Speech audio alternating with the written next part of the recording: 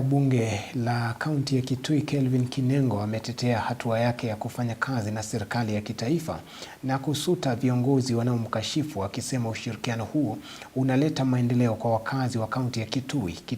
Kinengo amesema wasaliti wa kweli ni wale ambao wanapinga maendeleo ya Rais Ruto kaunti hiyo na kupanga jinsi viongozi wenza watapoteza nyadhifa zao katika uchaguzi mkuu ujao. Amehakikisha yeye ni kiongozi yeye na viongozi wengine wataendelea kumuunga mkono rais kwa maendeleo, akitaka siasa kufanywa kwa heshima.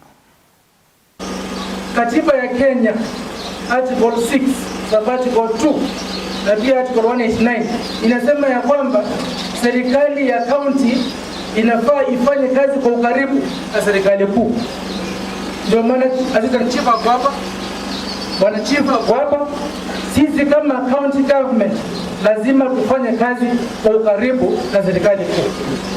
Na mimi kama kiongozi wa bunge na MCA wengi tukaamua tutafanya kazi kwa karibu na Rais wa Kenya His Excellency Dr. William Samoei Ruto, akisaidiwa na mtoto wetu hapa His Excellency Professor Kithure Kindiki ambaye ndio naibu rais. Tulipoamua hivyo tukabandikwa majina, tukaitwa wasaliti. Mbona mnataka kufanya kazi na rais, mnasaliti jamii? Sasa tukashangaa. Mimi ni wakili nafuata sheria. Kweli nikienda kukutana na rais wetu kule State House, nimwambie hii barabara ya kutoka Kandwea ipitie Kase, ipitie hapa Ndangani, hapa Mukuyu na ipite Irira, ndio nimefanya makosa kweli? Ndio nimewasaliti?